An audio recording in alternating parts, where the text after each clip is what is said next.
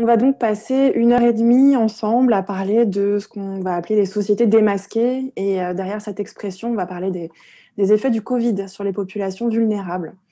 Vous le savez, ça fait bientôt 1 an que la marche du monde est bouleversée. Tout ça, c'est dû à un séisme sanitaire, certes, mais qui a des conséquences sociales évidemment très lourdes, en particulier sur les personnes précaires et fragiles.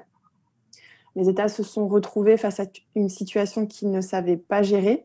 Ils ont dû faire des choix entre populations notamment, par exemple protéger en priorité la santé physique des personnes âgées au détriment de la santé mentale des étudiants, ou freiner autant que possible la propagation du virus en mettant l'économie sur pause et donc en fragilisant les travailleurs les plus précaires, ou encore instaurer des confinements quitte à favoriser les violences intrafamiliales. Donc il y a eu comme ça un certain nombre de conséquences délétères. Selon l'ONU, la pauvreté pourrait toucher 420 à 580 millions de personnes supplémentaires dans le monde à cause de la pandémie de Covid. Et ce serait la première fois que ça augmente depuis une trentaine d'années. On parle aussi de 270 millions de personnes qui sont menacées d'insécurité alimentaire aiguë, et ça, c'est 82% de plus qu'il y a 1 an. Et puis, 70 à 100 millions de personnes risquent de tomber dans l'extrême pauvreté. Donc tout ça, ce sont des effets qu'on peut déjà constater aujourd'hui et qu'évidemment, on va continuer de surveiller sur le moyen et le long terme, puisque ça risque de ne pas aller en s'arrangeant. En tout cas, cette crise du Covid, elle a mis en évidence les failles des nations, que ce soit au niveau de leur gestion nationale, mais aussi dans leurs relations avec les autres États pour adopter une réponse la plus solide possible. C'est donc peut-être l'occasion de remettre à plat un certain nombre de systèmes et de tendre vers plus d'égalité et de justice, avec bien sûr le risque de l'effet régime, c'est-à-dire qu'après avoir été privé de nos acquis pendant des mois, on pourrait se mettre à se gaver de nouveau une fois la situation maîtrisée. On va discuter de tout ça avec nos deux intervenants. Nous avons ce soir avec nous Mireille Delmas-Marty, qui est juriste, professeure honoraire au Collège de France et membre de l'Académie des sciences morales et politiques. Et nous sommes également avec Didier Fassin, qui est sociologue et médecin, titulaire de la chaire Santé publique au Collège de France. Bonsoir à tous les deux. Bonsoir. Bonsoir. Vous pouvez remettre votre caméra comme ça. Voilà, super.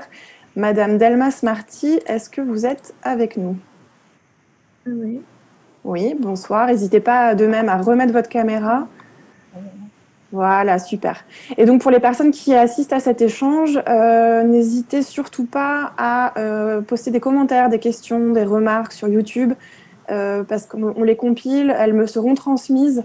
Là, en gros, on va passer à peu près 1 heure ensemble pour échanger avec nos invités, et puis on aura une demi-heure après de questions-réponses. Donc vraiment, profitez-en pour nous faire part de vos interrogations, de vos réflexions, parce que ça nourrira forcément les échanges. C'est toujours plus intéressant que de rester entre nous. Alors déjà pour démarrer, on a quand même une table ronde qui a un thème et un titre assez intéressant. En quoi cette pandémie a-t-elle démasqué nos sociétés selon vous? Peut-être Monsieur Fassin, si vous voulez vous lancer. Oui, je vous remercie d'abord de cette invitation.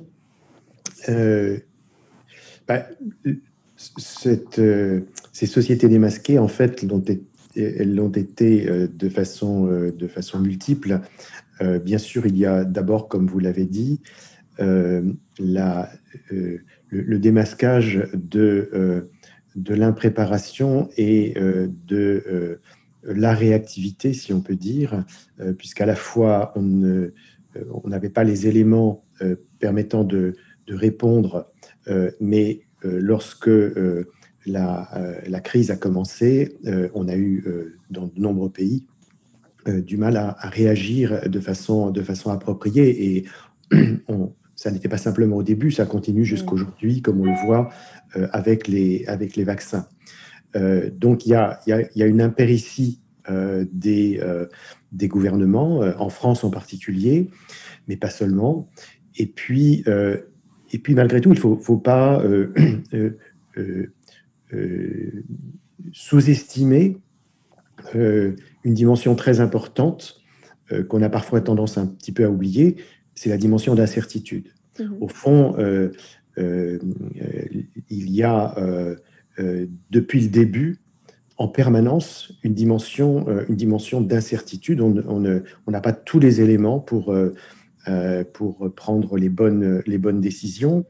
Et cette incertitude, c'est quelque chose qui nous rappelle, au fond, une première fragilité, qui est la fragilité de nos savoirs, de nos connaissances, de la science elle-même. Et cette fragilité, au fond, il ne s'agit pas d'en accuser les scientifiques, voire les politiques, mais au contraire de la comprendre comme un phénomène qui est structurel, qui a à voir avec l'émergence de nouveaux faits, comme c'est le cas avec le Covid. Et puis, puisque c'est le thème plus particulier de cette séance, de ce débat public, eh bien, il y a ce qui a été démasqué de nos sociétés, ce sont les inégalités. Pas simplement les vulnérabilités, mais véritablement les inégalités. Et c'est là un fait que je crois tout à fait intéressant, parce que, au fond, les inégalités de santé, ce qu'on appelle souvent les inégalités sociales devant la maladie ou devant la mort, on les connaît depuis très longtemps.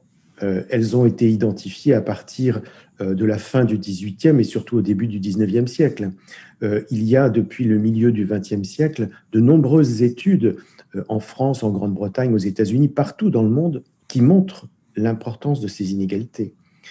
Pensons qu'en France, on a établi il y a quelques années qu'il y avait 13 ans de différence d'espérance de vie, c'est-à-dire de durée moyenne de vie à la naissance, entre les 5% les plus riches et les 5% les plus pauvres de notre population. Donc ces inégalités, elles étaient là. Et au fond, l'épidémie de Covid les a révélées, non seulement parce qu'elles sont devenues manifestes, mais parce qu'elles sont devenues visibles. Et que assez tôt dans l'évolution de l'épidémie, dès le mois d'avril aux États-Unis et le mois de mai en France, on a parlé de ces inégalités, qu'on les appelle des inégalités territoriales ou des inégalités ethno-raciales, mais en fait qui sont toujours des inégalités sociales. Et s'il y a peut-être un point positif à tirer de cette manière dont nos sociétés ont été démasquées, c'est qu'elles reconnaissent quelque chose qui existait et sur lequel nous voulions jusqu'alors fermer les yeux. Ça peut être en un sens, ça peut avoir un effet positif avec de gros guillemets, mais sur le fait que les États ne puissent plus mettre sous le tapis justement ces problèmes qui étaient identifiés depuis longtemps par les spécialistes. Absolument, absolument. Et il y a une autre dimension au fond et j'en terminerai là-dessus, qui a été révélée par l'épidémie, qui est au sens de ce démasquage dont vous parlez, c'est la manière dont on traite la vie dans nos sociétés et la prééminence que nous accordons à la vie biologique. Au fond, tout ce que les sociétés ont mis en place, tous les gouvernements ont mis en place, avec des différences sur lesquelles nous reviendrons certainement, n'a qu'une raison d'être, c'est de réduire des chiffres de mortalité et en fait même souvent simplement de réduire le nombre de personnes qui vont en réanimation. Et c'est dire toute l'importance qui est accordée à la question de la vie au sens biologique, au détriment, dans beaucoup de cas, d'une autre forme de vie, de la vie au sens biographique, avec tous les éléments de dignité qui ont pu être négligés, notamment par rapport aux personnes qui vivaient, personnes très âgées, qui vivaient dans des institutions, qui n'ont pas eu droit à des conditions de fin de vie dignes, qui n'ont pas eu droit non plus à un traitement de leur corps après leur décès de manière digne. Donc, il y a eu ce déplacement très fort vers la vie au sens biologique par rapport à la vie au sens biographique. Madame Delmas-Marty, qu'est-ce que ça vous inspire, vous, cette expression de société démasquée? En quoi est-ce que cette pandémie a démasqué les sociétés? Je pense qu'elle a démasqué, enfin, j'ai cru sur le moment qu'elle allait démasquer le dogme de la souveraineté. Parce que dès le début, ce qui est apparu, c'était pour lutter contre cette pandémie mondiale, elle était d'emblée mondiale, on avait besoin d'une entraide très forte internationale. Nous étions en fait tous devenus interdépendants, alors qu'on n'a pas parlé que de l'indépendance en réalité.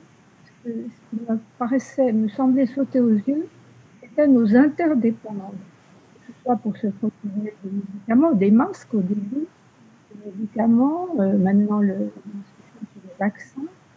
Il est clair que la crise mondiale, la réponse pour être adaptée à la crise mondiale ne peut pas être dans plus de compétition entre les différents pays pour gagner la compétition, pour gagner la course, mais plus de coopération.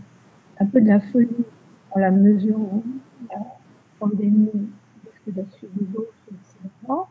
De pouvoir opposer une souveraineté les unes aux autres au lieu de les faire coopérer.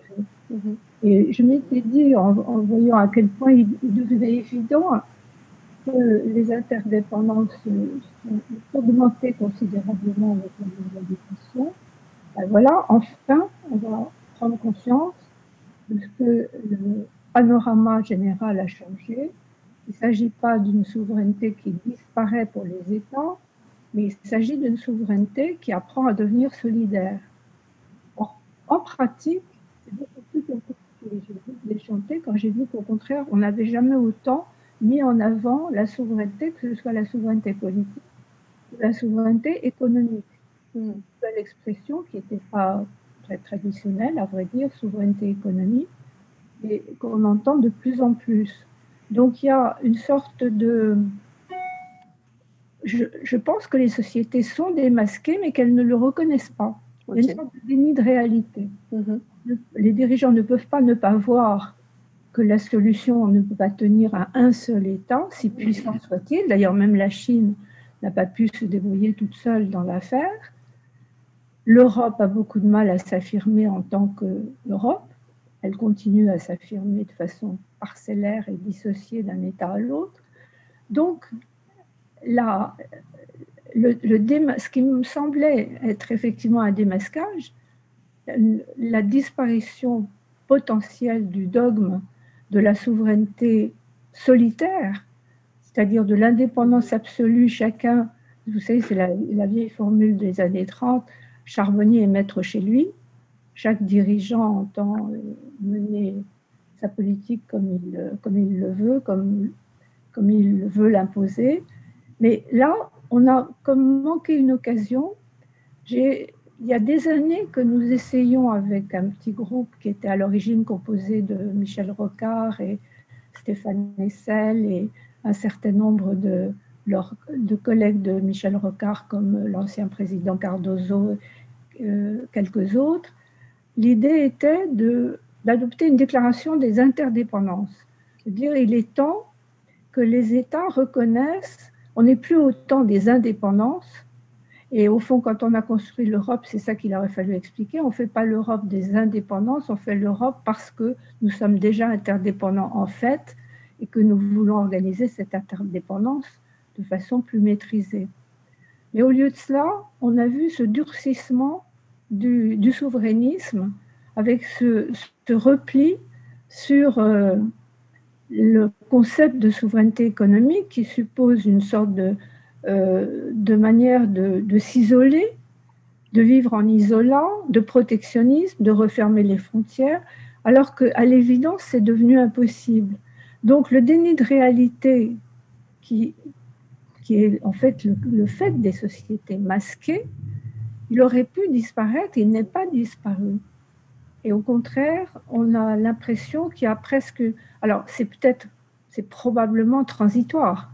C'est une réaction immédiate pour compenser ce que, en réalité, nous voyons tous, c'est la perte d'autonomie des souverainetés.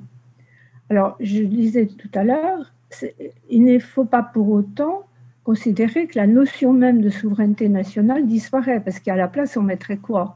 La souveraineté des transnationales, la souveraineté pour la crise sanitaire des grands laboratoires, ou alors la souveraineté de l'État le plus puissant, où on étendrait le modèle chinois à la planète entière. C'est pas mûr, à mon avis. Il n'est pas souhaitable qu'on ait un État mondial ou une grande entreprise mondiale qui s'empare de l'organisation de nos vies. Mais en revanche, l'idée me paraît importante qu'on passe d'une souveraineté solitaire à une souveraineté solidaire.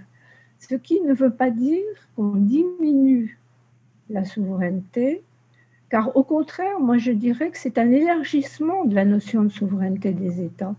C'est-à-dire que les États n'ont pas seulement à défendre leurs intérêts nationaux, ça c'est la souveraineté traditionnelle, mais ils doivent aussi participer, ils sont en quelque sorte obligés ou devraient se sentir obligés de participer à la protection des biens communs. Or, on découvre que la santé est un bien commun essentiel. On découvre que les processus permettant de conserver la santé sont essentiels comme bien commun. Donc, les médicaments et les vaccins, par exemple, devraient devenir des biens communs mondiaux. Il y a d'ailleurs ce concept qui est lancé de temps en temps par certains, mais on n'a pas donné de contenu pratique. Et je crois que c'est...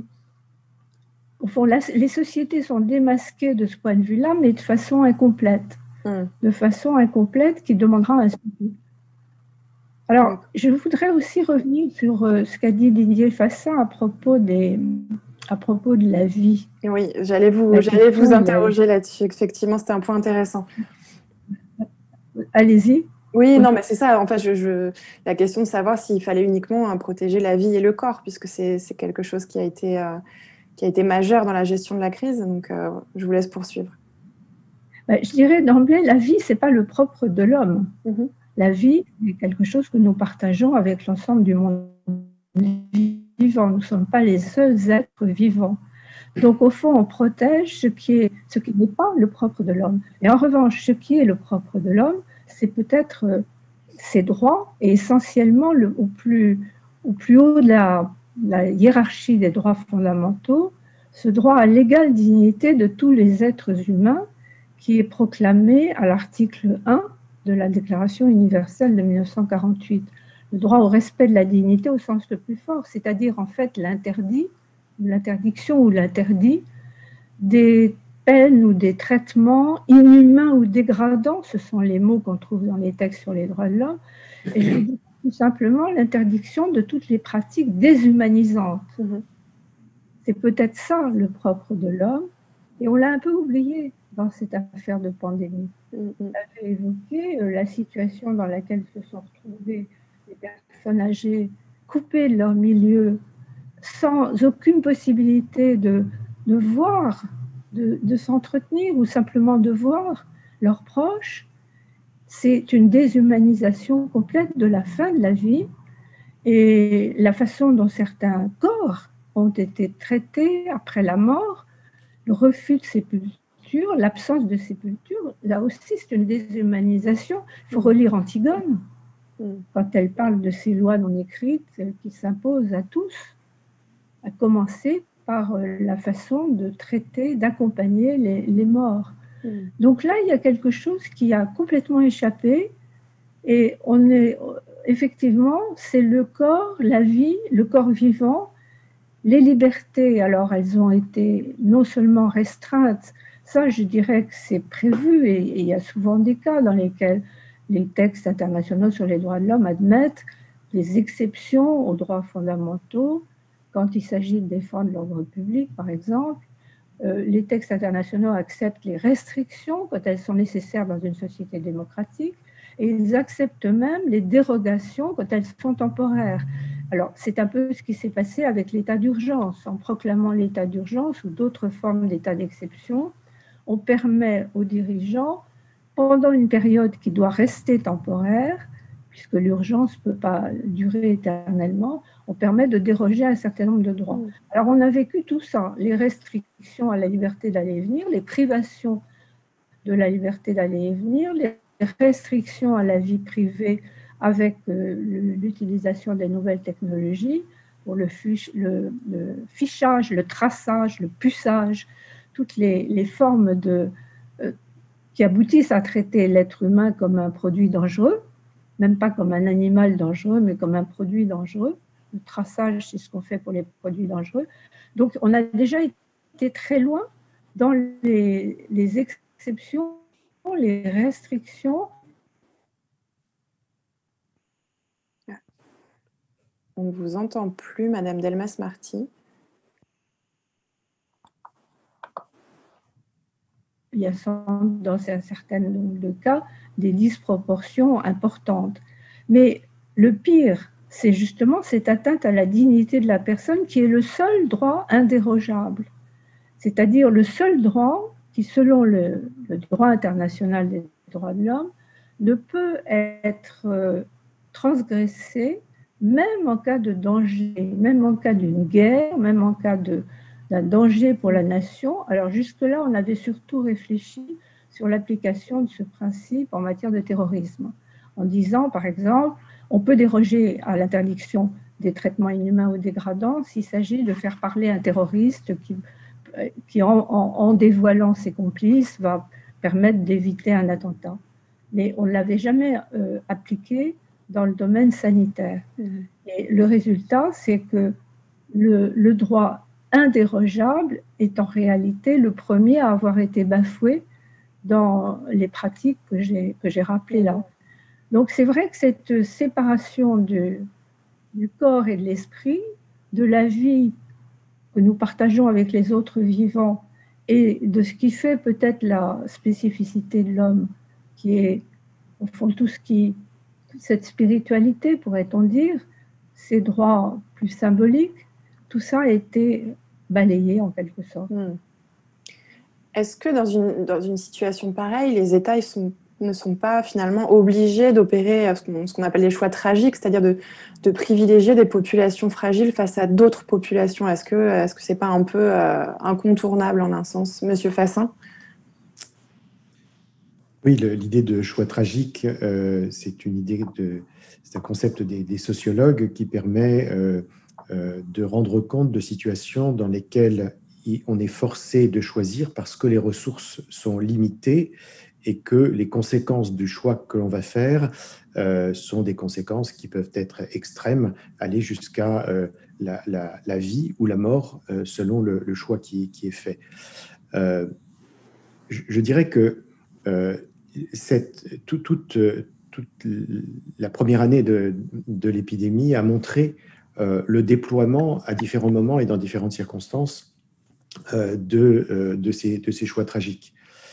Pensons que dans les premières semaines de l'épidémie, les personnes en institution, donc les personnes très âgées, et souvent avec une autonomie limitée, ces personnes n'ont pas eu accès à l'hôpital.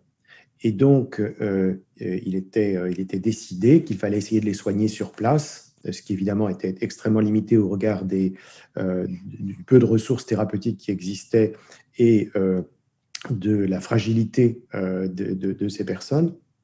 Eh bien, on s'est rendu compte que pendant plusieurs semaines, non seulement ces personnes n'avaient pas accès aux mêmes soins que le reste de la population, mais elles n'étaient même pas comptabilisées dans les données statistiques qui nous étaient présentées chaque jour par le ministre de la Santé ou le directeur général de la Santé. Autrement dit, c'est quelque chose de bien connu, quand on ne compte pas les décès, c'est que les vies ne comptent pas. Et là, on en a eu un exemple manifeste.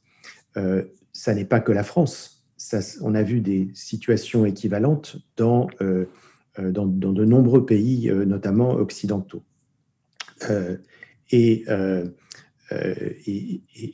il a fallu qu'à un moment donné soit révélée cette situation pour qu'on commence à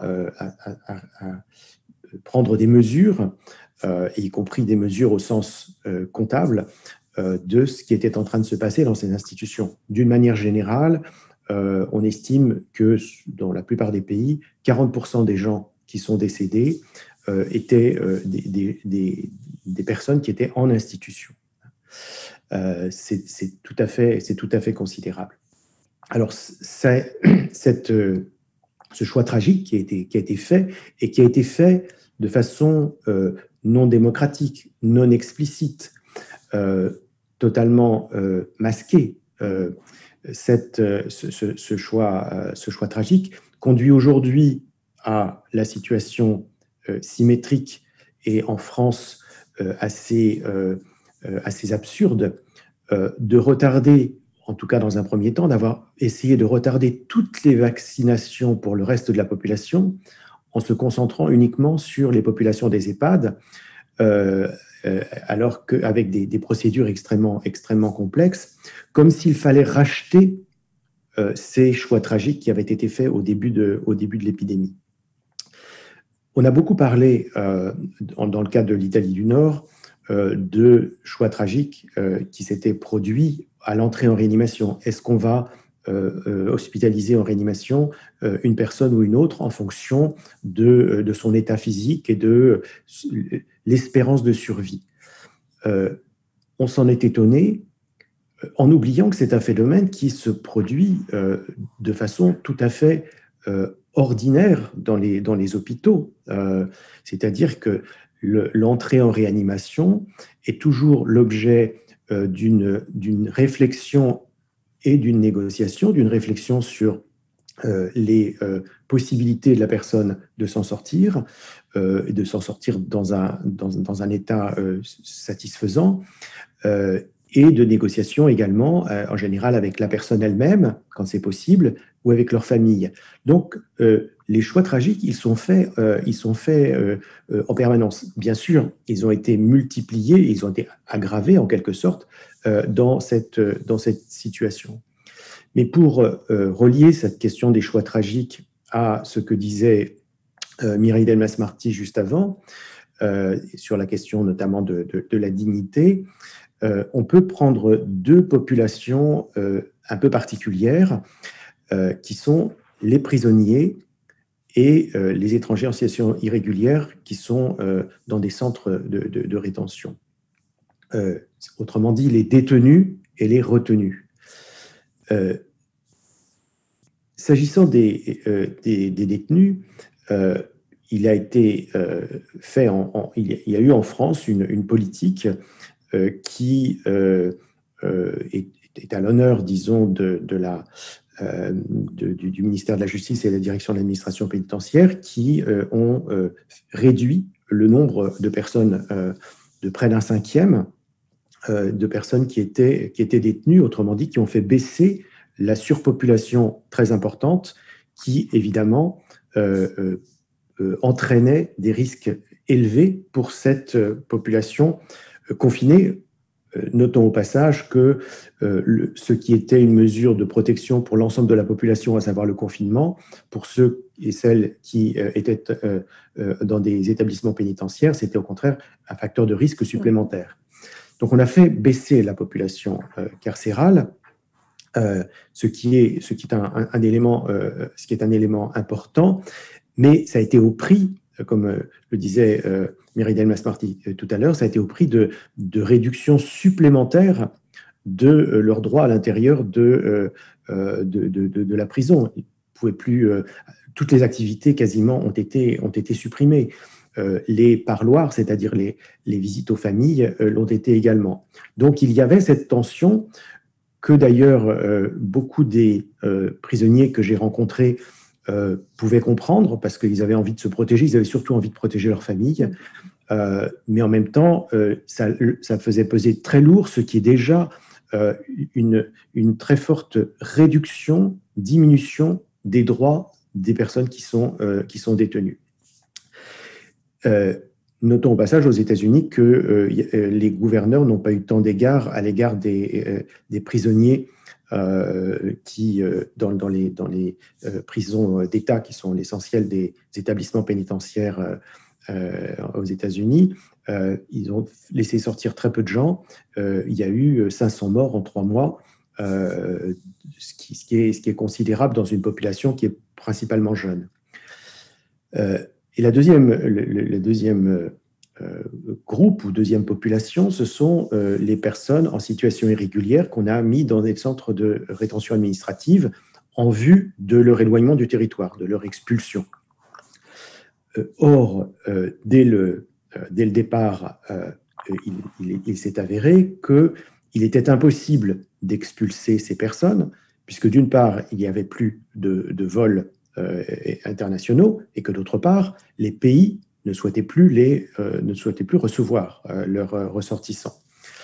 Et de plus, c'était quand même faire prendre un risque supplémentaire en faisant voyager des personnes, alors que justement il s'agissait de réduire les mouvements internationaux.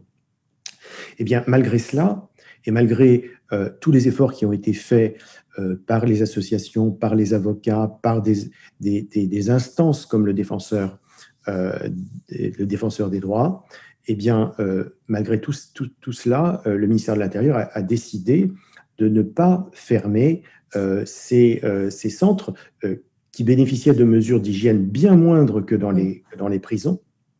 Et donc, les réactions qu'on a pu voir dans ces centres, eh bien, ce sont des gens qui se sont automutilés, qui ont fait des tentatives de suicide, qui ont fait des grèves de la faim, qui ont mis le feu à leur bâtiment. Donc, des manifestations extrêmes de ce désespoir et qui n'a absolument pas été pris en compte. Et en pensant en termes de dignité, en termes de valeur des vies aussi, on ne peut éviter de penser que si on n'a pas fait pour les retenus, pour les étrangers en situation irrégulière, ce qu'on a réussi à faire pour les personnes détenues qui sont accusées de délits ou de crimes, eh bien, ça donne une indication sur à quel point bas de notre hiérarchie morale nous mettons les étrangers, a fortiori bien sûr lorsqu'ils sont en situation irrégulière. Oui. Mireille Delmas-Marty, vous adhérez, vous, à la philosophie de l'association ATD Quart Monde, qui est de rendre les personnes pauvres actrices des politiques de lutte contre la pauvreté. En quoi, selon vous, leur expérience, elle peut être utile là, face à cette pandémie? Comment est-ce qu'on peut tirer des leçons et trouver des solutions grâce aux personnes qui sont finalement un peu laissées pour compte et justement dans cette sorte de hiérarchie entre les populations dont parle M. Fassin qui sont pas très hauts. Donc, comment on peut en tirer quelque chose? On vous entend, Madame Delmas-Marty, on ne vous entend pas très bien. Les pauvres font partie de ces populations qui ont souffert davantage de la pandémie. Et il y a eu une déclaration très, très intéressante à ce point de vue-là de Michelle Bachelet, qui est haut-commissaire des Nations Unies aux droits de l'homme, qui montre comment les inégalités ont non seulement persisté, mais elles se sont multipliées. La pandémie, les enfants ne pouvant pas travailler sur ordinateur, les parents perdant des emplois pour prendre des emplois encore plus précaires qu'avant, le logement étant quasiment impossible à abriter la famille entière pendant des journées entières, etc. Mais d'autre côté, la philosophie de l'association, je dirais plutôt la méthode. Quelque chose que je trouve extrêmement éclairant, le mouvement d'ATD Quart Monde l'appelle le croisement des savoirs.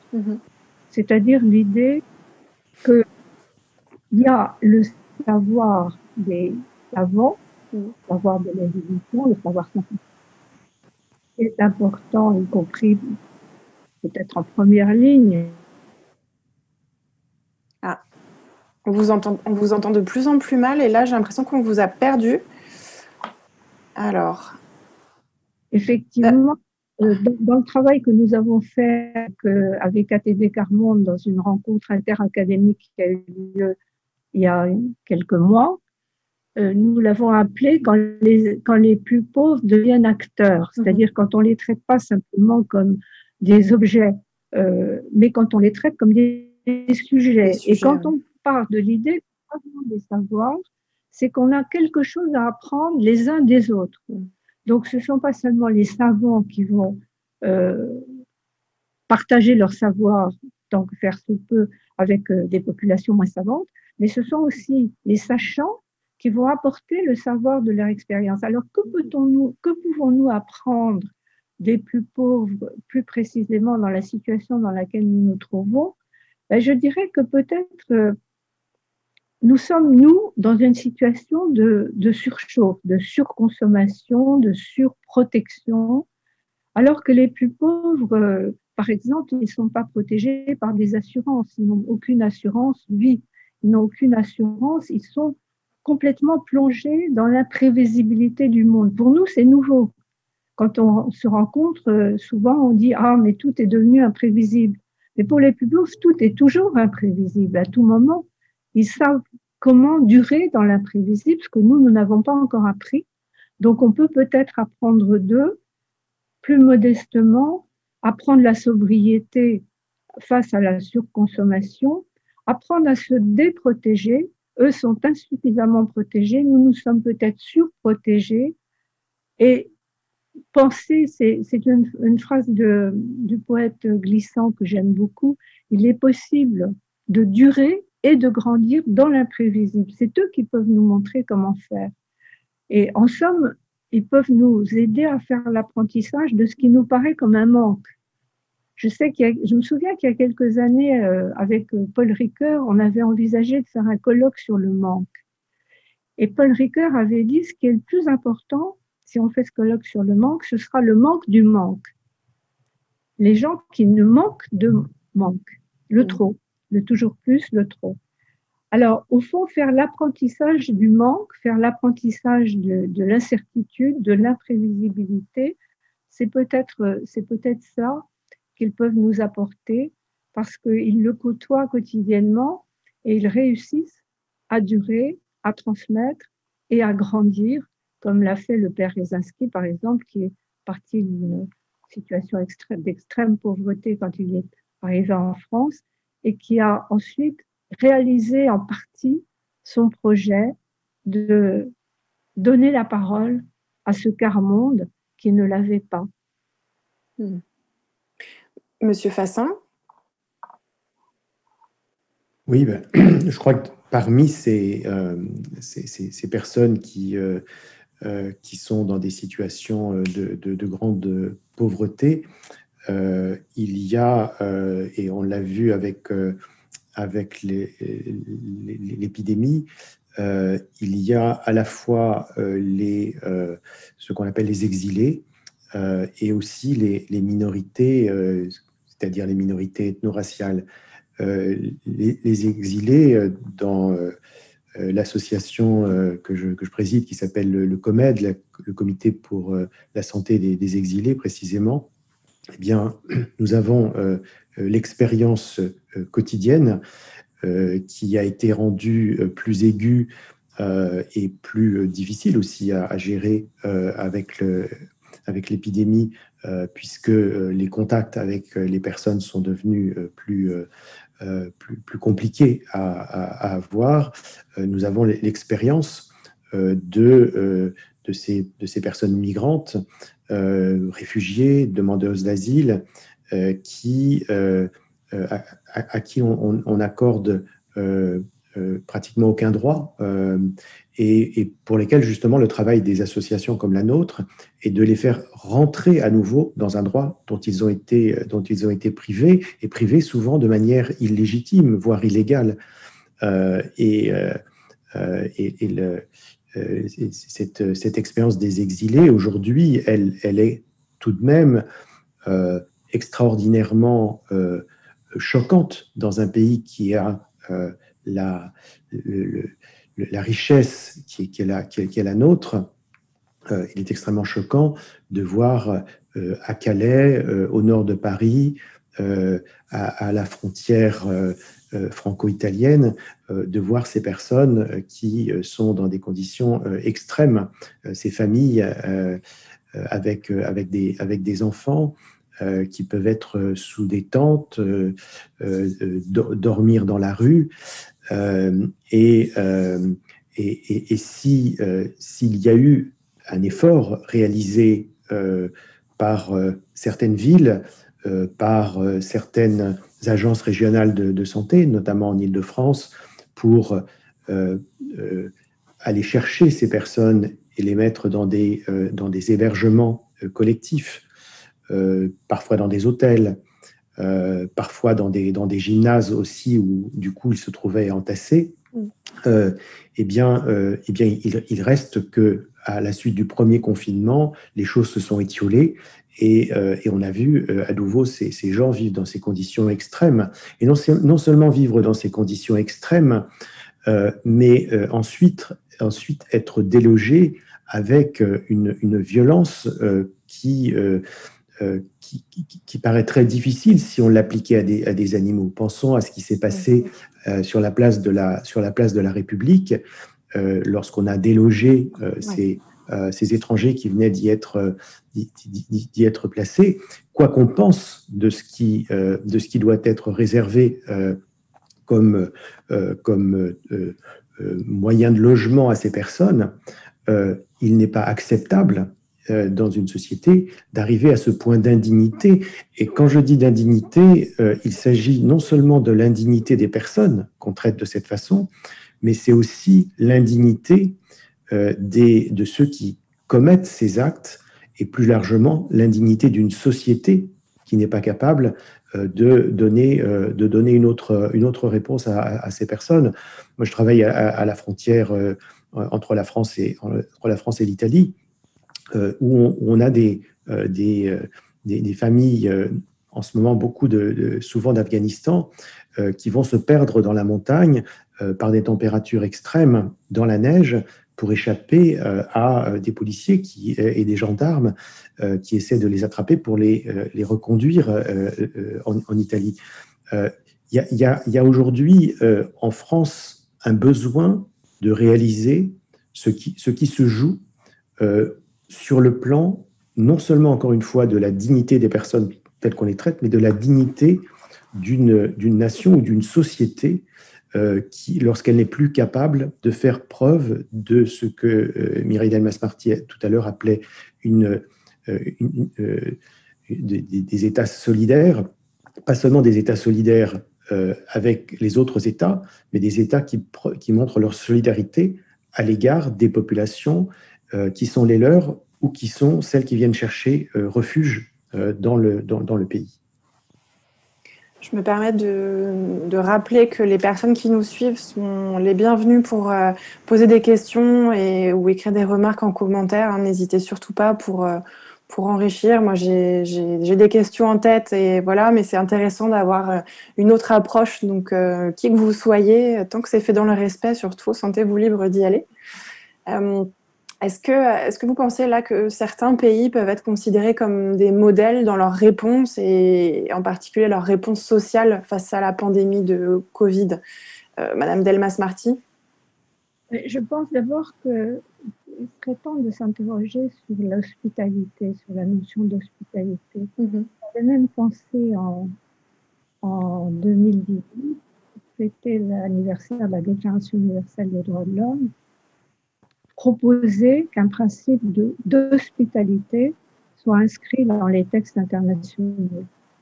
Il en avait été question, et puis il y a eu tout ce mouvement d'opinion extrêmement hostile à l'immigration qui est manifesté contre la rencontre de Marrakech, qui essayait d'obtenir de la communauté internationale une sorte de droit commun minimum des populations immigrées. Ça n'a pas marché, mais je crois que ça reste un point important. Et probablement il faut renouer avec une très ancienne tradition. Vous savez, c'était déjà Kant qui disait, comme la Terre est ronde, les hommes ne peuvent pas se disperser à l'infini, donc il faut leur reconnaître le droit de ne pas être traités en ennemis quand ils arrivent en territoire étranger. Et ça, je pense que certains pays le pratiquent, mais de moins en moins. En revanche, on retrouve dans la déshumanisation qui a été décrite par Didier Fassin, en effet, quelque chose qui affecte celui qui déshumanise l'autre. En réalité, traiter l'autre, non pas comme un ennemi, mais comme un frère, c'est la fraternité et la solidarité qui sont de plus en plus liées. Ce devrait être l'objectif. Mais ça peut paraître un peu naïf de dire ça à une époque où les migrations font l'objet d'un rejet massif. Et là, je pense à la transformation de l'Europe qui était quand même construite d'abord sur un principe de solidarité dont on oublie qu'il n'était pas seulement la solidarité entre pays européens, mais la solidarité à l'égard des pays tiers. On l'a bien oublié ce principe quand on transforme l'agence Frontex en une sorte de police des frontières, on construit une sorte de citadelle européenne, alors que l'idée c'était d'une Europe ouverte au dedans et ouverte aussi au dehors. Donc là, c'est pas un pays, c'est une région, et qui est en train de basculer d'un côté à l'autre, d'un pays hospitalier à un pays inhospitalier qui se transforme en forteresse. Donc je crois que cette question des migrations, elle est très voisine et très proche, et elle est en interaction constante avec les questions sanitaires. Alors, je me demandais en écoutant Didier Fassin si au fond, avec ceux qu'il appelle justement les exilés, pas les immigrés, mais les exilés, c'est beaucoup plus juste comme expression, est-ce qu'il n'y a pas là aussi un croisement des savoirs? Au lieu de les déshumaniser, de les traiter de façon pire que la façon dont on peut traiter certains animaux, est-ce qu'il n'y a pas lieu, au contraire, de les accueillir en leur donnant la parole, en leur donnant l'occasion de partager leur savoir? Ça peut être la langue. On peut leur apprendre les langues européennes, mais ils peuvent aussi apprendre aux Européens leur langue natale. Donc, il y a aussi peut-être là une possibilité, par le croisement des savoirs, de procéder non pas à la déshumanisation, mais l'humanisation réciproque. Je crois que l'humanisation, ça peut pas venir de façon unilatérale. Un peuple qui se considère comme plus civilisé et qui va les civiliser. Non, ça ne peut être qu'un phénomène d'échange. Changer en échangeant sans me perdre ni me dénaturer. C'est ça, l'humanisation réciproque. Monsieur, oui.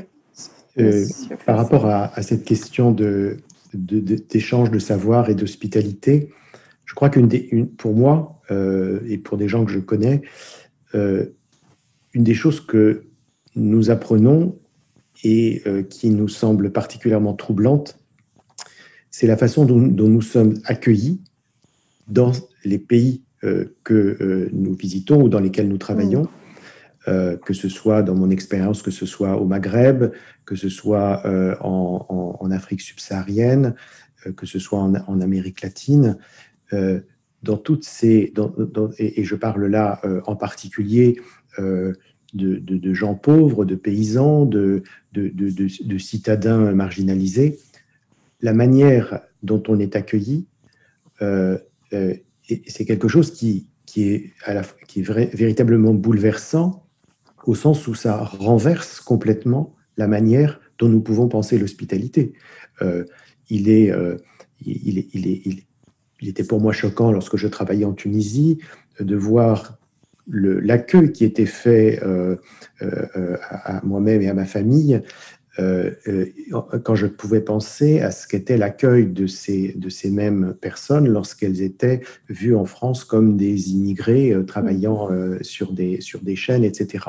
Donc, dans ces échanges de savoir dont parle Mireille Delmas-Marty, il y a aussi apprendre de leur pratique sociale. Et Alors, non pas que nous ne sachions pas accueillir dans certaines circonstances. Je parlais tout à l'heure de cette frontière franco-italienne. Il y a un refuge qui a été ouvert, dont le principe est hospitalité inconditionnelle. Et je trouve qu'il y a là quelque chose qui justement rejette toute possibilité de traiter l'étranger comme un ennemi. Mais ce à quoi nous ne pensons pas toujours, et que Émile Benveniste, le grand ethnolinguiste et philologue français, en tout cas d'adoption française, avait montré, c'est que les mots hostilité et hospitalité ont la même source, et que ce sont les termes hospes et hostis qui viennent l'un de l'autre, qui donnent ces deux mots. Et donc il y a toujours cette tension vis-à-vis de l'étranger entre l'hospitalité et l'hostilité. Et pour venir peut-être à la question que vous posiez sur est-ce qu'il y a des pays qui peuvent servir de modèle, ce qui frappe tous ceux qui s'intéressent aux réponses qui ont été apportées à l'épidémie, c'est la très grande diversité de ces réponses. Vous avez des réponses qui sont extrêmement autoritaires, comme en Chine, avec une certaine efficacité, semble-t-il, peut-être moindre que celle qui est annoncée. Vous avez des pays comme le Brésil, où il y a une très grande désorganisation, une négation de la réalité de l'épidémie. Et puis, vous avez ensuite des pays qui choisissent plutôt de ne pas trop attenter aux libertés fondamentales dont nous parlions précédemment. C'est le cas de la Suède, qui a des résultats qui sont relativement intéressants en termes de l'évolution de l'épidémie, même si la mortalité y est plus forte que dans les pays autour. Et puis, il y a des pays comme l'Allemagne, parce que probablement les gouvernements se sont plus intéressés à leurs personnes âgées que nous n'avons été capables de le faire en France, en Italie ou en Espagne, ont eu des résultats qui sont bien supérieurs à la France, parce qu'ils avaient les ressources hospitalières qui permettaient de prendre en charge ces personnes, ce que nous n'avions pas en France, par exemple. Alors, est-ce qu'il y a des pays qui s'en sortent mieux que d'autres? On pourrait dire l'Allemagne pour ce qui est de l'Europe, mais il faut toujours être attentif aux évolutions dans le temps et aux signes plus fins. On sait que les pays d'Asie de l'Est ont plutôt eu des meilleurs résultats, que ce soit la Corée du Sud ou le Japon, qui a quand même l'avantage d'être une île. Mais si on prend un pays qui avait eu des résultats exceptionnels au départ, c'est Singapour, avec tout de même une pointe de fer du gouvernement sur les méthodes de traçage, de surveillance, etc. Donc, on a donné Singapour comme un exemple. Et puis, on s'est rendu compte, au bout de 6 mois, qu'il y avait une reprise de l'épidémie. Et d'où venait cette reprise? Elle venait des personnes exilées, ou migrantes plus exactement, puisqu'il s'agissait de migrants travailleurs, qui venaient d'autres régions d'Asie et qui étaient dans des chambres surpeuplées, et qui vivaient dans des conditions complètement marginales. Et c'est dans cette population-là qu'on a vu exploser l'épidémie. Et donc, là encore, on voit que le mauvais traitement des plus vulnérables, eh bien, donne une évolution défavorable de l'épidémie. Et que si on veut parler en termes de modèle, il faut certainement penser à des sociétés dans lesquelles on essaie de traiter avec le maximum d'égalité, de dignité et peut-être d'hospitalité s'agissant des étrangers, les personnes les plus vulnérables. On a un commentaire d'une personne qui nous écoute qui dit qu'il n'y a pas de social au Maroc et que l'argent public est finalement utilisé pour des intérêts privés. La personne parle des achats privés des tyrans. C'est vrai que la réponse sociale, elle dépend aussi du degré de démocratie des sociétés. Oui, si vous me posez la question à moi,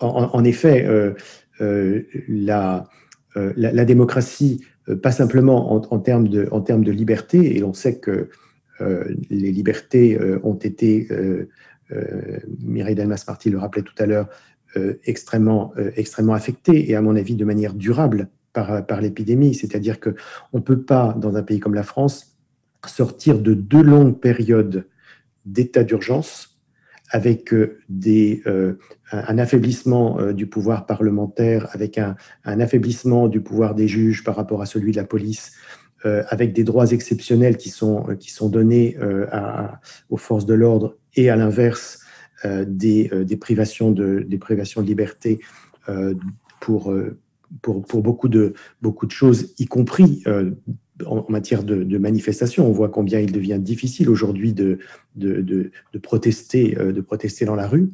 Eh bien, toutes ces, la démocratie est affectée par l'épidémie, a fortiori lorsque on est dans des pays qui, au départ, sont des pays peu démocratiques, comme peuvent l'être le Maroc et d'autres pays d'Afrique du Nord. Oui. Madame Delmas-Marty, je ne sais pas si vous souhaitez compléter. Oui, mais écoutez, je pense que la démocratie et on vous entend très très mal. La démocratie est plus fragile. Ah, c'est bien, merci. Et elle repose sur un truc qu'on croyait quand même une crise. L'état de droit, le droit de l'homme et la démocratie, on croyait que ça avait participé qu'on arriverait malgré des crises. On vous entend très très mal. Malgré des crises de plus en plus souvent mondiales, on arriverait à bâtir les 3 premiers états de droit, la démocratie. Alors ça devient de plus en plus difficile en pratique, parce qu'il y a une sorte de désaffection de beaucoup à l'égard des droits de l'homme qui paraissent contradictoires, qui paraissent trop vagues, qui paraissent sans prise sur le monde réel violent, désaffection à l'égard de l'état de droit, et puis dans la mesure où nous sommes de plus en plus mondialisés, ce que ça veut dire l'état de droit? Il n'y a pas un état mondial. Certains posent une question. On vous entend très très mal, je suis vraiment désolée. Pas parler si... Non, mais c'est un problème de connexion, semble-t-il. La qualité n'est pas idéale, mais parfois ça revient, donc bon. Bon, là, ça a l'air mieux, allez-y. Oui, alors j'étais partie du triptyque état de droit, démocratie et droits de l'homme, en pensant que c'était un triptyque qui existerait et donc avec la mondialisation, on a des crises de plus en plus souvent globales. On a parlé de l'immigration. L'immigration, c'est un phénomène qui ne peut pas être traité par un seul État. On peut dire la même chose, on n'en a pas parlé depuis notre entretien, mais on peut penser à l'environnement, on peut penser au changement climatique. Comment traiter ce genre de problème, la crise climatique, on peut l'appeler comme ça, sans engager toute la communauté internationale, la communauté mondiale. Donc c'est un peu comme si on était dans une phase de transition où la notion d'État-nation n'a pas disparu, mais elle est très fragilisée par les faits, par le monde réel tel qu'il est, qui est un monde sans frontières. Pensez aussi au domaine des nouvelles technologies et au rôle, ce qu'on appelle maintenant quelquefois la dictature numérique. Donc, il y a un basculement qui est en train de se faire et on a le sentiment de cette imprévisibilité très grande l'homme a toujours été dans une société imprévisible, mais pas à ce point-là. On a l'impression qu'on est dans l'incertitude, dans la complexité, et qu'il y a toute une sorte de révolution culturelle, en quelque sorte, à faire si on veut aller vers, je dirais pas une société immobile, autant que possible une société qui n'asservisse pas les humains. On cherche aussi à éviter non seulement l'asservissement, mais l'effondrement. Alors comment faire? Apprendre à vivre dans l'incertain, dans l'imprévisible, ça veut dire une sorte de révolution culturelle. Et je pense qu'on n'est pas encore prêt à cela. Alors le risque, c'est d'avoir ces fake news, ces nouvelles fausses, ces récits qui n'en sont pas et qui aboutissent à faire un déni de la réalité. On ne peut pas dénier la violence, on ne peut pas dénier les crises, on ne peut pas dénier... Mais comment trouver des solutions communes? Je crois que c'est ça qu'on cherche. Et c'est pour ça que il n'y a pas de programme clé en main. Oui. Il n'y a pas de programme clé en main. Il faut arriver à réinventer la démocratie à l'échelle mondiale où il n'y a pas d'État, l'état de droit à un niveau mondial où il n'y a pas d'État, et les droits de l'homme en incluant maintenant les protections des autres vivants, c'est-à-dire la nature et plus largement tout l'écosystème. Là aussi, il y a une sorte de révolution, je dirais, anthropologique. L'homme n'est plus seul au centre comme le maître de la Terre. Il est un vivant parmi d'autres. Il est dans un équilibre écologique instable.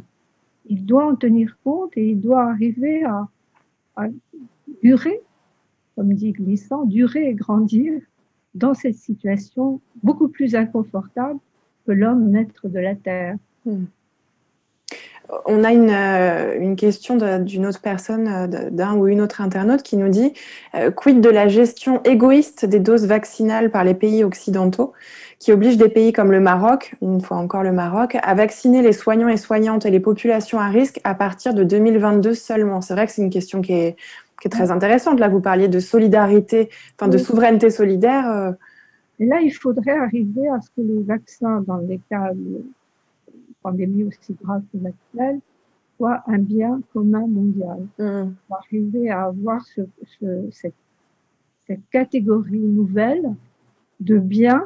Normalement, un bien, c'est l'objet d'un droit de propriété. Un bien commun mondial, c'est un bien non appropriable et dont l'usage doit être organisé dans l'intérêt général. C'est pas une question de charité ou de morale, c'est une question très concrète. Si on veut survivre ensemble, on survivra tous ou on disparaîtra tous. Il y a tellement ces interdépendances dont je parlais au début de notre entretien, les interdépendances sont tellement fortes que nous aurons le même destin, nos destins sont liés. La communauté mondiale, à la différence des communautés nationales qui se sont construites sur un passé commun, une histoire partagée, pas toujours, mais en partie au moins, la communauté mondiale, elle n'a pas de véritable passé commun, elle n'a pas de véritable histoire partagée, mais elle peut se construire si elle est en projection sur l'avenir. C'est-à-dire qu'elle peut se construire comme une communauté de destin. Et ça, c'est une prise de conscience qui sera longue, mais il me semble qu'une situation comme celle que nous vivons en ce moment devrait, une fois passé tous les dénis de réalité dont on a parlé, devrait nous aider à faire cette prise de conscience du fait que nous appartenons à la même petite planète fragile et que notre sort dépendra largement de son sort. Si elle s'effondre, on s'effondrera avec elle. Oui. En attendant, si je reprends la question des vaccins, il y a un enjeu financier tel. Alors là, le concept de bien commun mondial, ça veut dire une bataille mondiale pour reconnaître. Mais ça me paraît tellement évident quand on regarde les problèmes climatiques aussi. Enfin, tous les grands défis contemporains échappent, ne peuvent être traités que en trouvant de nouvelles catégories. C'est pas simplement une société de la peur qu'il faut bâtir ensemble, parce que la peur, ça peut unir, mais ça unit en général contre un ennemi commun. Là, il s'agit de nous unir contre des crimes qui ne sont pas des ennemis communs. La peur ne suffira pas. Je crois qu'on aura besoin aussi d'imagination. Imaginer des catégories nouvelles, y compris les juristes qui sont en général pas très portés sur l'imagination, on s'en méfie un peu. Mais là, on a besoin de penser autrement le concept de bien non appropriable, penser autrement le concept de personne. Vous savez, il y a toute une discussion parce qu'il y a eu quelques procès climatiques qui ont été intentés au nom d'enfants, au nom de générations futures qui ne sont pas encore nées, au nom d'une rivière, au nom d'une forêt. Alors c'est peut-être aller un peu loin dans la provocation, mais en tout cas c'est une incitation à faire appel à ce qu'on peut appeler une sorte d'insurrection de l'imaginaire, face à l'impossible à penser que nous découvrons sous nos yeux tous les matins dans cette période un peu étrange. Et est-ce que justement cette pandémie, c'est pas l'occasion de remettre à plat le mode de fonctionnement de nos sociétés et essayer de tendre vers plus de solidarité, que ce soit au niveau national ou entre les États, Didier Fassin? Oui, c'est l'idée, je l'ai déjà exprimé tout à l'heure, on n'abandonne pas la notion de souveraineté, bien au contraire, on l'élargit en étendant la souveraineté des États à la protection des biens communs. C'est pas l'idée de la souveraineté solitaire, on va vers une souveraineté solidaire. Mais ça ne sera sans doute pas suffisant. Je crois qu'il y a un autre domaine dont on n'a pas parlé un autre principe peut-être pourrait-on dire, enfin pas parlé jusqu'à présent, qui sera un principe de cohérence des politiques publiques. Ce qui est frappant, ce sont les contradictions. Par exemple, contradiction entre le dogme de la croissance et les nécessités de lutter contre le changement climatique.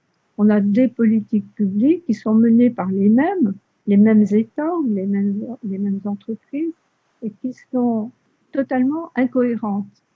D'ailleurs, à propos de la pandémie, une des causes qu'a rappelé Didier Fassin, c'était le démantèlement. Certains pays avaient procédé à un démantèlement des hôpitaux. Bien sûr. De compétitivité. On ne parlait pas de coopération, on parlait de compétitivité. Il fallait être compétitif.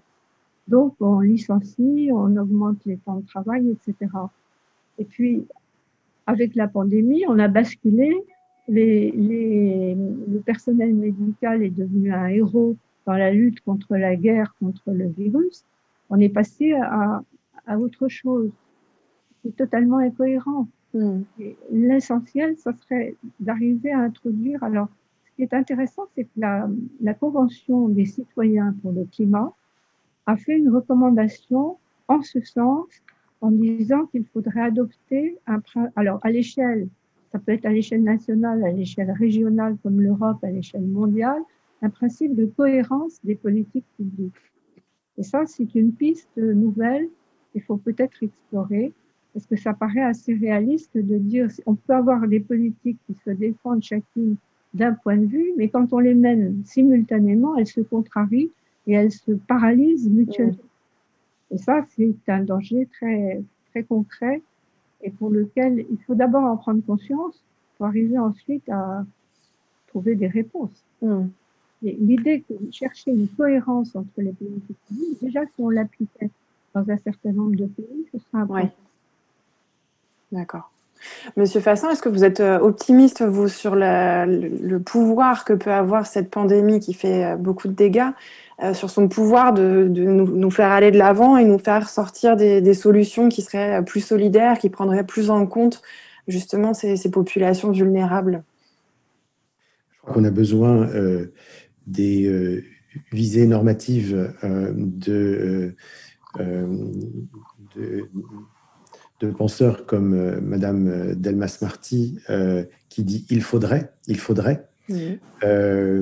Je dirais qu'en tant que sociologue ou anthropologue, j'ai un regard moins optimiste, précisément parce qu'il est plus ancré dans le réalisme de ce que nous avons vu et de ce que nous voyons déjà se dessiner. Ce que nous avons vu, c'est dès le départ des réactions extrêmement nationalistes qui montraient que les enjeux de non seulement les enjeux de souveraineté nationale étaient en quelque sorte mis à l'épreuve par les manques de masques, de tests et puis aujourd'hui de vaccins, mais il y avait une revendication très forte, bien sûr des gouvernements, mais aussi des sociétés elles-mêmes. C'est-à-dire que les États-Uniens n'ont pas envie que leurs vaccins partent en Afrique, les Français, pas plus. Ouais. Quand on voit la pression qu'il y a dans chaque pays sur les gouvernements pour que les vaccins soient disponibles, que les stocks soient rendus accessibles pour que les personnes puissent bénéficier de cette immunisation, on voit qu'à aucun moment des ministres ou des citoyens se lèvent pour dire on peut en prendre un petit peu moins pour en donner un petit peu plus à d'autres pays. Donc, on a un nationalisme qui s'est resserré de ce point de vue-là, un nationalisme qui, du reste, devient aussi de facto une forme d'égoïsme national, et de manière, je dirais, plus générale, pas simplement sur les questions de ressources pour lutter contre l'épidémie, comme on vient d'en parler, mais de manière plus générale, est-ce que la société peut changer, et notamment, est-ce que le modèle sur lequel elle s'est bâtie et dont on a vu toutes les insuffisances au moment où les gouvernements ont été incapables de répondre à l'épidémie, disons en particulier le modèle néolibéral qui a prévalu, aussi bien pour la fermeture de lits d'hôpitaux pour avoir moins de dépenses publiques que l'externalisation de production de produits, de médicaments, etc. Tout cela avait été annoncé comme ce qui devait changer. Le président de la République avait fait lui-même un mea culpa semblant se rendre compte que ce sur quoi il avait bâti son modèle intellectuel, ses principes idéologiques, étaient remis en cause par l'épidémie. Et puis, on voit que petit à petit, les choses commencent à reprendre leur cours, et que on continue à annoncer des fermetures de lits d'hôpitaux, que on voit que le modèle de société et les utopies qui sont nées pendant le premier et le deuxième confinement, surtout le premier, et qui étaient très riches, qui étaient très intéressantes, même si elles étaient souvent précisément des utopies, mais en tout cas qui pouvaient commencer à faire penser, eh bien tout cela semble s'effilocher petit à petit, non pas que ça n'existe plus dans la société, mais en tout cas au niveau de ceux qui organisent les sociétés, tout va rentrer dans le rang. On a beaucoup dépensé, il va falloir faire beaucoup d'économies. Le dogme de l'austérité va revenir, avec tout ce que cela implique comme réduction des dépenses publiques et comme mesure particulièrement éprouvante pour les segments les plus fragiles de la société.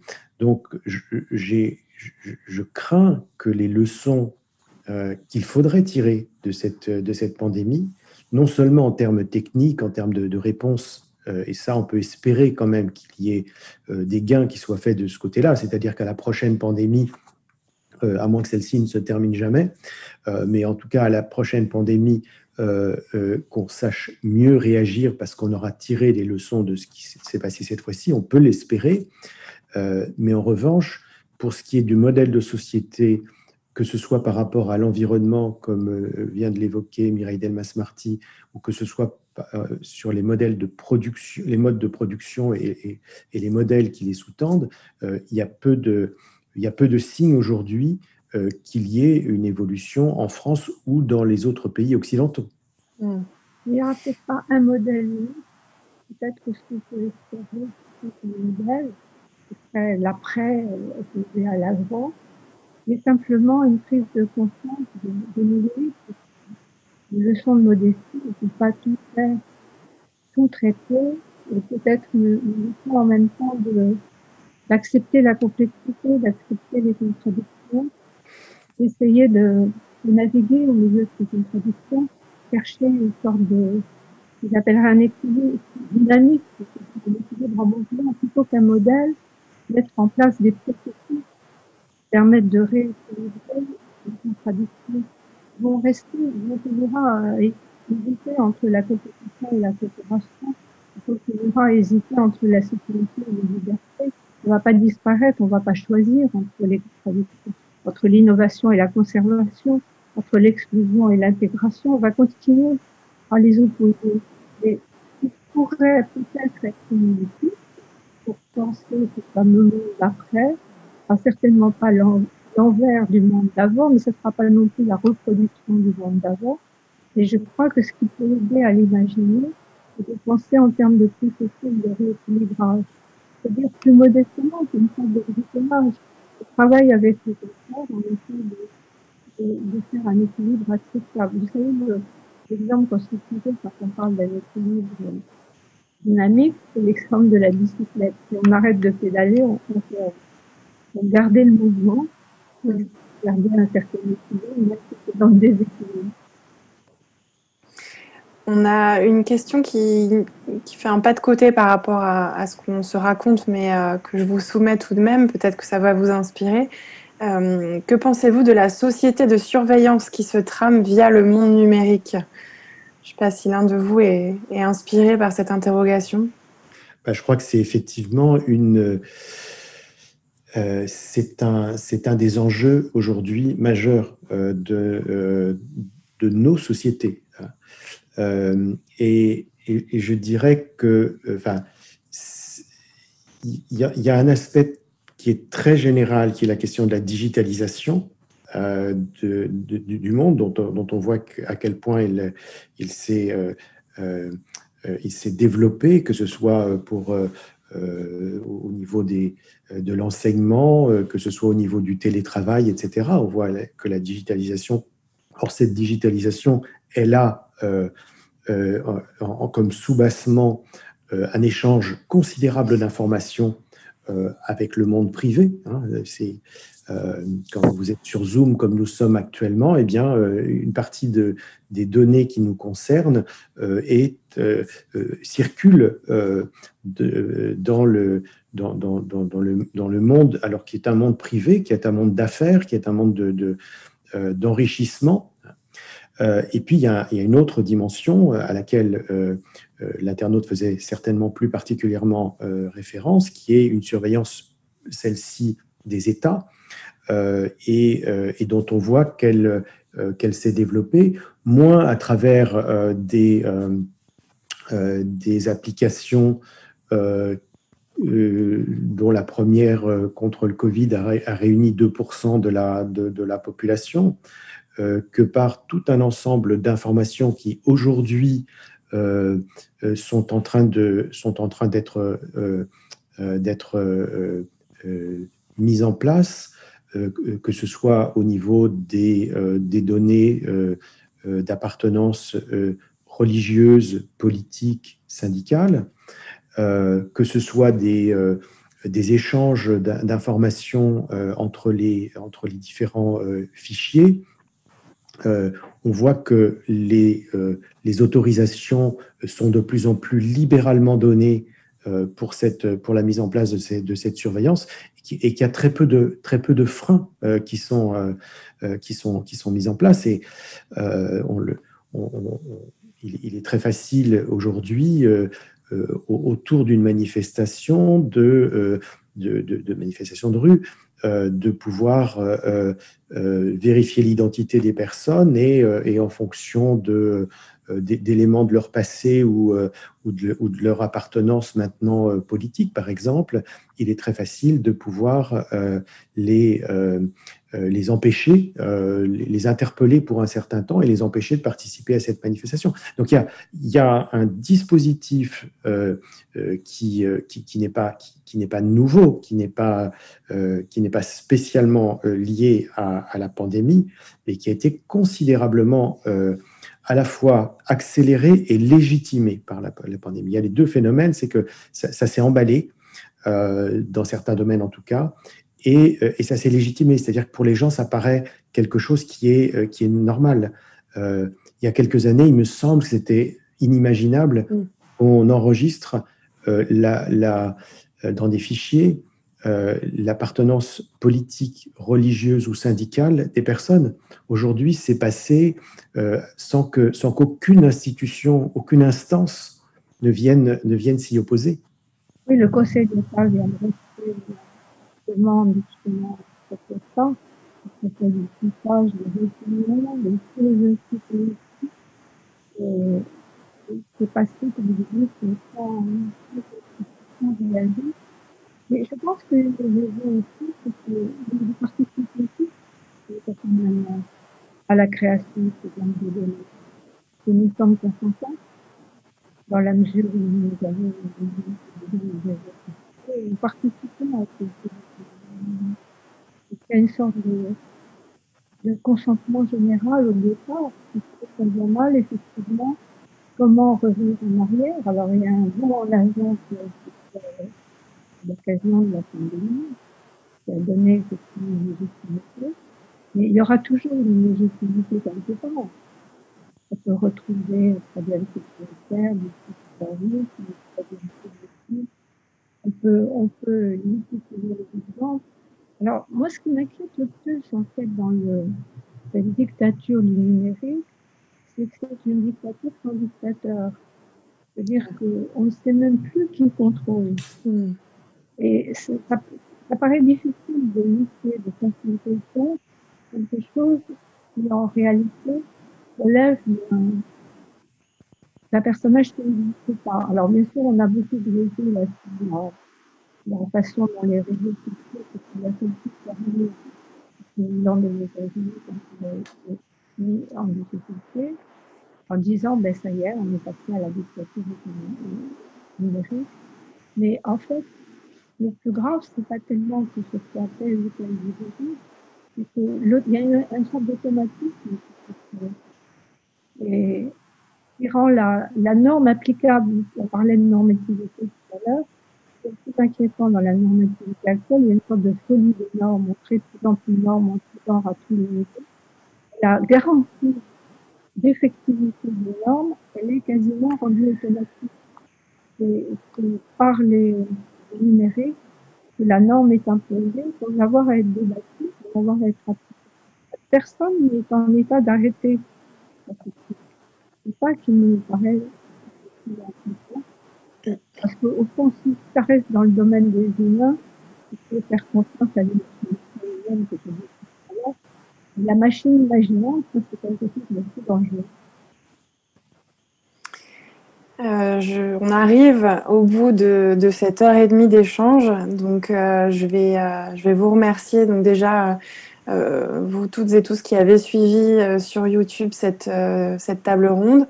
J'espère que vous avez pris plaisir à écouter ces échanges. Alors c'est vrai qu'on a eu des petits soucis techniques par moment et c'était pas toujours simple de s'entendre, mais j'espère que vous avez pu en recueillir la substantifique moelle. Merci donc à Mireille Delmas-Marty et à Didier Fassin pour leurs éclairages, leurs réflexions qui ne sont finalement que le début et qu'on pourrait poursuivre encore de longs moments. Merci aussi aux techniciens de la Cité des Sciences d'avoir permis la tenue de cette table ronde. Elle reste sur YouTube. Donc je vous souhaite une très bonne soirée à toutes et à tous.